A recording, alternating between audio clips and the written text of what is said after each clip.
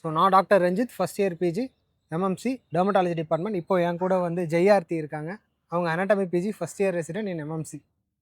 Ma'am, anatomy பற்றி ஒரு சில கொஷின்ஸ் உங்ககிட்ட. Yes okay sir. மேம், ஏன் anatomy? Out of interest sir. எனக்கு ஃபர்ஸ்ட் இன்ட்ரெஸ்ட் இருந்தது கார்டியாலஜி சார். பட் எனக்கு இன்டர்ன்ஷிப் முடிஞ்சதுக்கப்புறம் கிளினிக்கல் வேணான்னு தோணுச்சு.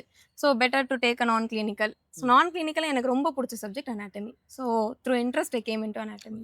அனாட்டமியில் ஒர்க் லைஃப் பேலன்ஸ் எப்படி மேம் இருக்கும்?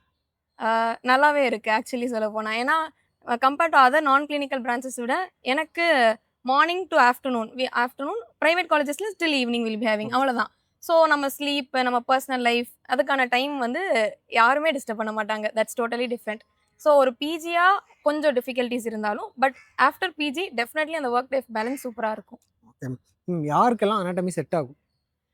அவுட் ஆஃப் இன்ட்ரெஸ்ட் வரணும் சார் கண்டிப்பாக. பிகாஸ் ஒன்லி தியரி இல்லை, anatomy has dissection. So dissect பண்ணுறதுக்கு இன்ட்ரெஸ்ட் கண்டிப்பாக இருக்கணும். ஒரு 2 to 3 hours long hours of dissection ஒரு பிஜி எடுத்துட்டோம்னா அந்த ஃபீல்டில் we should not know more structures. அப்போ காட்டுறதுக்கு நம்ம உட்காந்து டிசெக்ட் பண்ணணும்.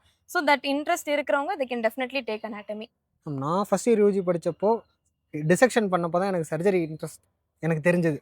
ஆனால் ஒரு லிமிட்டுக்கு மேலே சரி நமக்கு சர்ஜரி செட் ஆகாது அப்படின்னு தெரிஞ்சிச்சு. அதனால் நான் வேறு ஃபீல்டு மாறிட்டேன். ஸோ அந்த டிசெக்ஷன் அப்ரோச், அந்த இன்ட்ரெஸ்டிங்லாம் எப்படி உங்களுக்கு இருக்குது? எனக்கு ஃபர்ஸ்ட் இயர் பண்ணும்போது நமக்கு என்ன சார் 1 or 2 சான்சஸ் தான் கிடைக்கும். பட் அந்த 1 or 2 சான்சஸில் இதை ஒவ்வொரு ஸ்ட்ரக்சர் ஐடென்டிஃபை பண்ணுறது எப்படி இருக்கும், எப்படி இருக்கலாம், நம்மளோட பாடி, நம்மளோட ஸ்ட்ரக்சர்ஸ் இருக்கிறத நம்ம படிக்கிறோம். எனக்கு மற்ற சப்ஜெக்ட்ல நான் ஃபீல் பண்ணது more of theory, books books books. இங்கே அப்படி கிடையாது. You are reading it, you are seeing it. நீ பார்க்கறத தான் படிக்கிறத தான் பார்க்குற அப்படிங்கும்போது I felt it would be really good. Okay.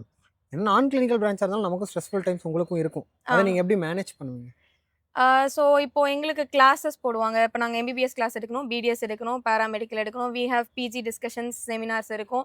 எங்களுக்குன்னு ஒரு சில அந்த thesis, paper presentation, poster. So இதெல்லாம் வரும்போது we try to sort it out. ஒரு இது ஷெட்யூல் பண்ணி சரி ஓகே இது கொடுத்துனா ஃபஸ்ட் இதை முடிச்சிடலாம். ஒரு வீக் எப்பயுமே we have weekends as holidays. So இந்த வீக்கெண்டில் சரி இந்த வீக்கெண்ட் மட்டும் we'll work and we'll complete it out.